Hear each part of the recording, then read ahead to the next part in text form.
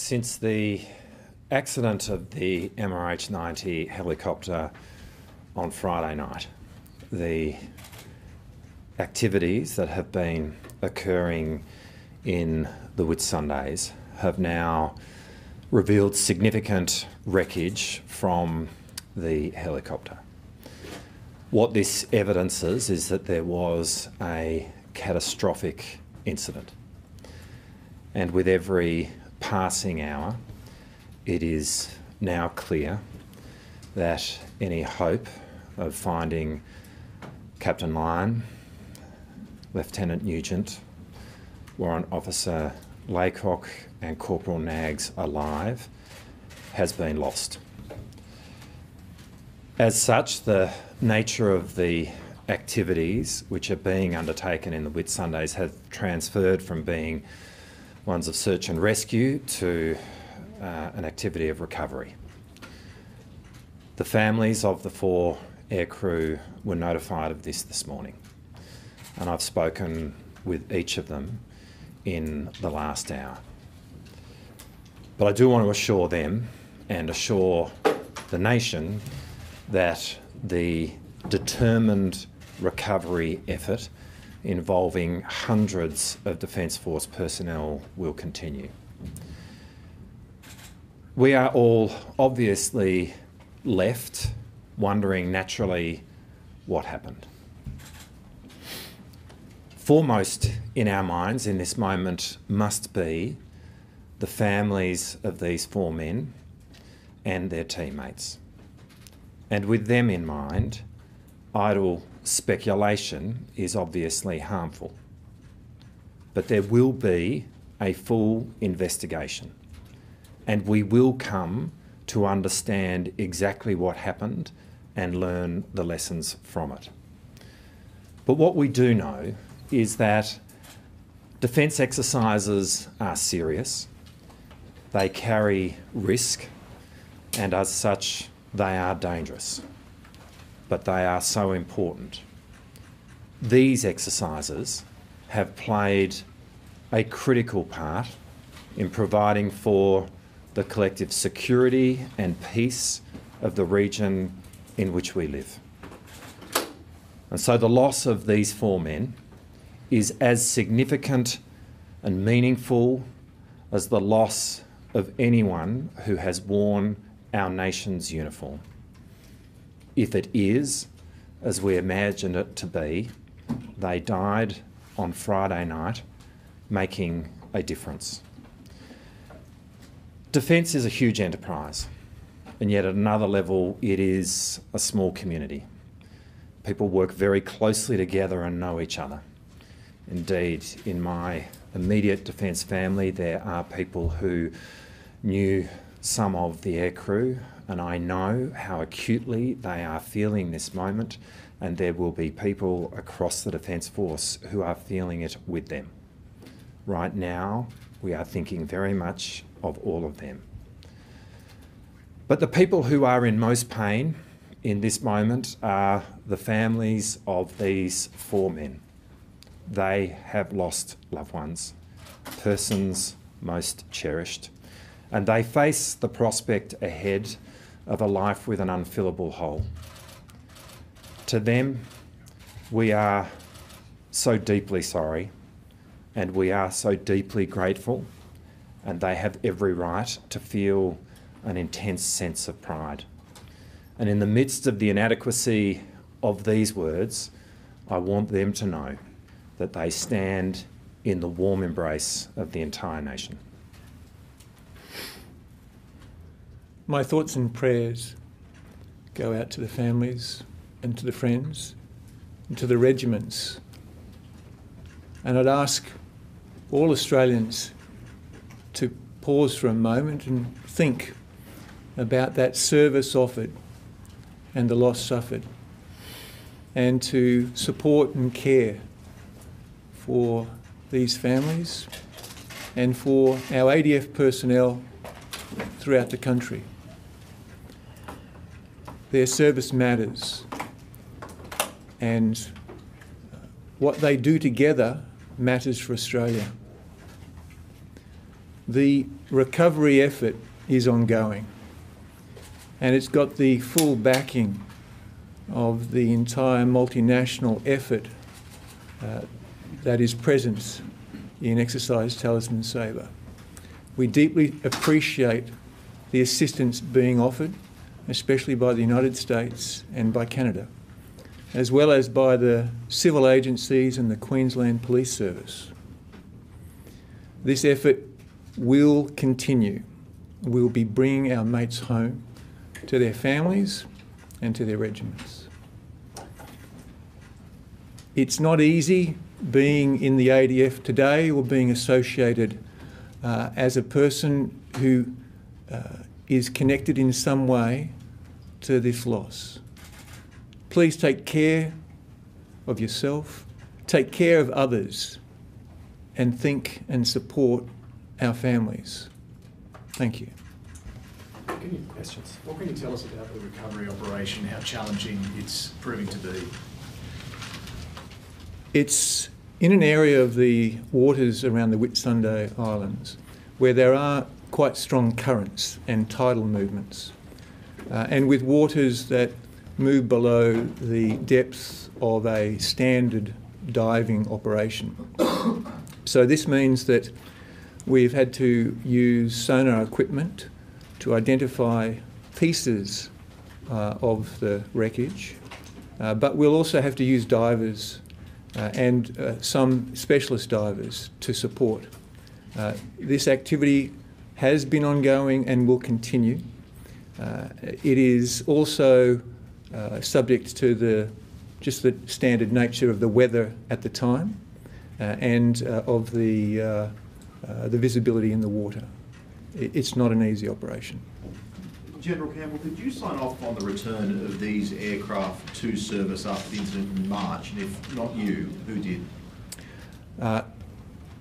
I am not the chief, the senior airworthiness authority in defence. That is the Chief of the Air Force, quite appropriately. I'm not going to speak on issues related to what ultimately may be part of an air accident investigation. There is going to be an investigation, as there always would be, and it will be utterly thorough and consider all factors.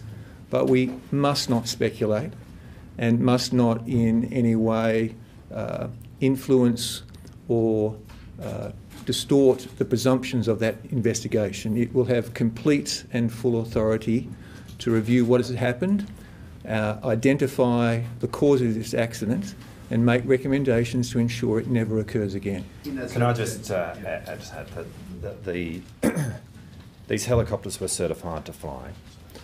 There will be a full investigation, as General Campbell has just said, and we will come to understand exactly what has happened here and what lessons we need to learn from this. In the meantime, our fleet of MRH-90s have been grounded, and they won't fly again until we understand what has happened and we have modified or acted accordingly. Now that the Taipans have been grounded, where does this leave the Defence Force in terms of capability, and are you able to get the Black Hawks, for example, a little earlier?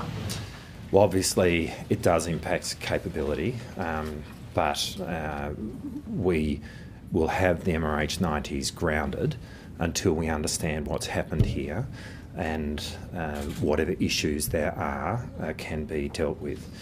I wouldn't want to raise expectations around having the Black Hawks in service sooner. We are in the process of transitioning to Black Hawks pretty well as of now, but it is both a question of having the airframes come to Australia, but also a question of making sure that all the appropriate training and credentialing is done for those who operate the Black Hawk, so that can be done in a safe way, and that needs to be done with all the thoroughness that you would expect.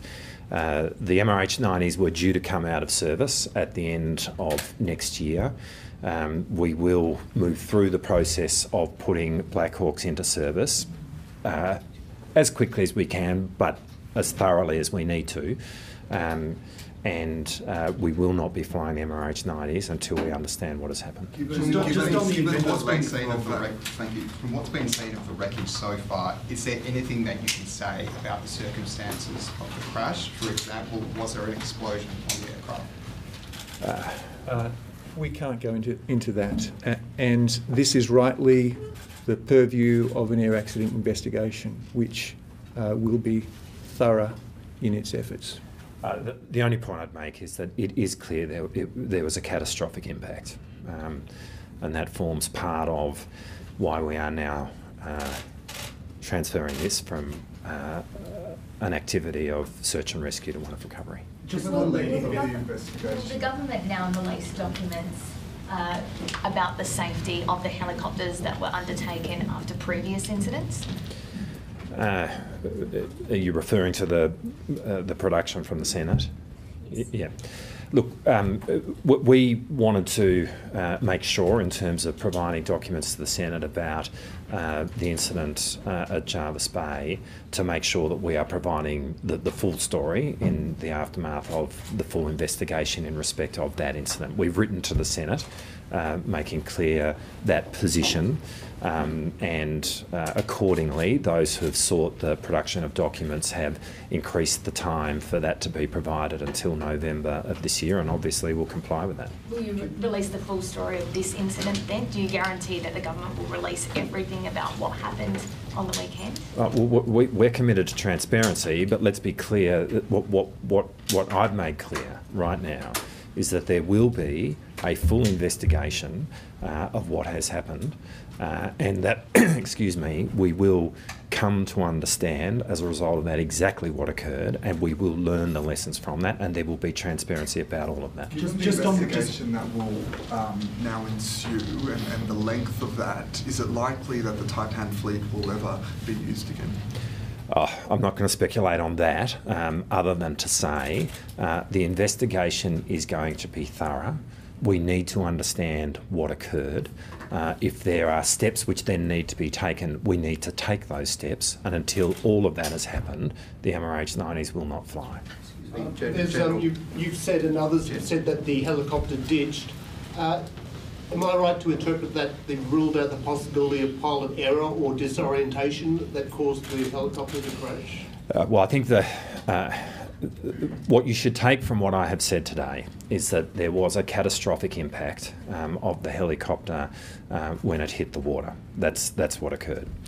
There will be a full investigation, and we shouldn't be speculating about the accident beyond the fact that it was catastrophic. We know that from the wreckage which has been retrieved. We shouldn't be speculating about this until that investigation occurs. How much of the wreckage? How much of the wreckage has been recovered, and how much of it has just been seen through by divers and by that sonar equipment?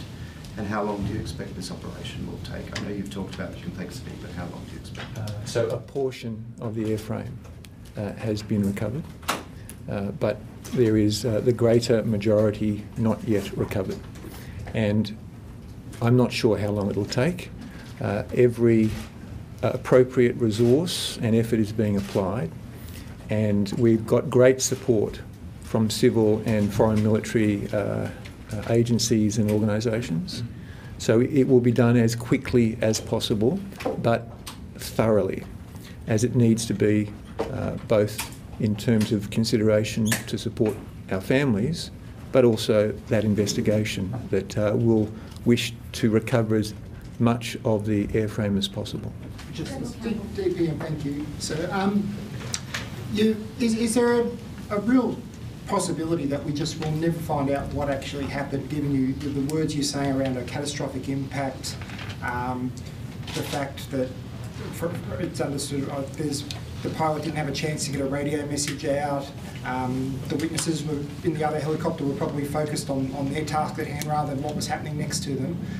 Is there things like a black box on board that we're trying to look for, or anything like that? Well, I will pass over to General Campbell, because some of the details he'll know. But Look, all I can obviously say is that there is going to be the most thorough investigation there can possibly be. And in saying that, I am confident that we will come to understand what happened here. But the commitment that we must make and are making right now is that that investigation will be thorough, and it will take as long as it takes. Please, I would ask, let's not speculate.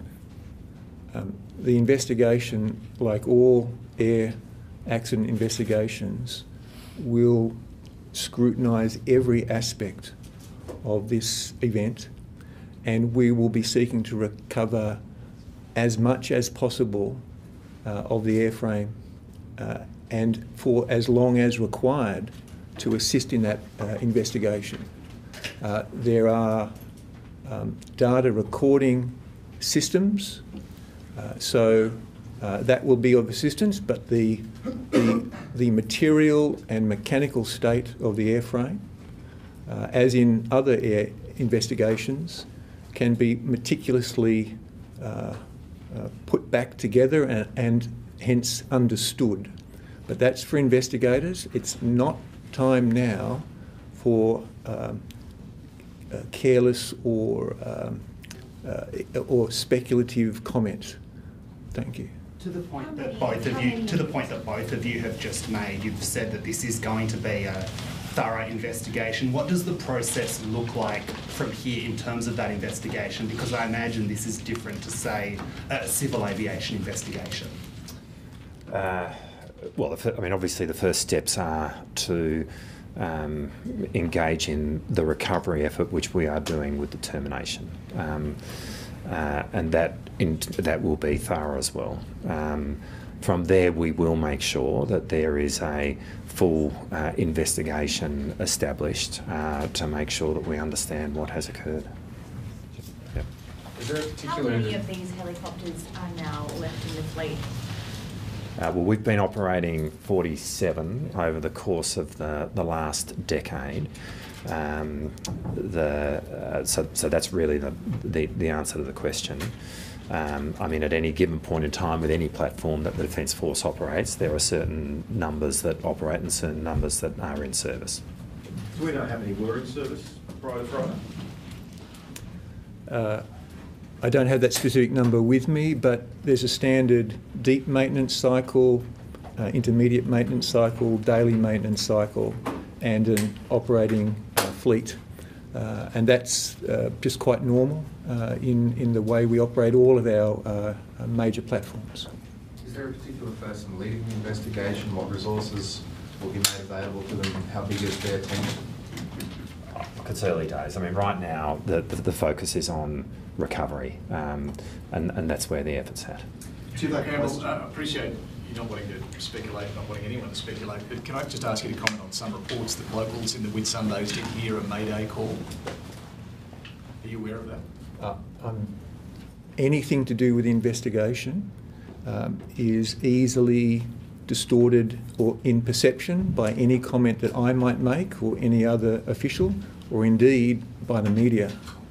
So it's really important that the investigators go into this without presumption and without suggestion from any comment. So that they will have that. Just on risk mitigation and not speculating about what's happened in this particular crash, will the ADF look at assessing its risk mitigation factors, given that the Taipans have had a history of issues? We will always take into account in an investigation of this kind the question of what do we learn from it, how do we understand our risk management processes. That's a given in these types of investigations. Given the catastrophic nature of the crash, are you confident you'll be able to recover the bodies of the men on board? We're going to do everything possible to bring our mates home to their families.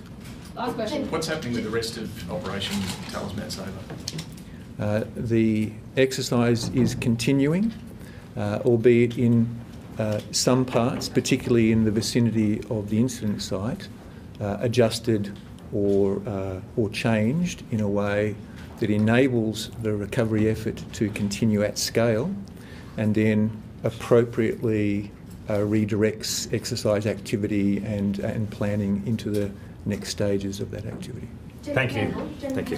I think we're Should done. John Howard have chosen the Blackhawks back in 2004?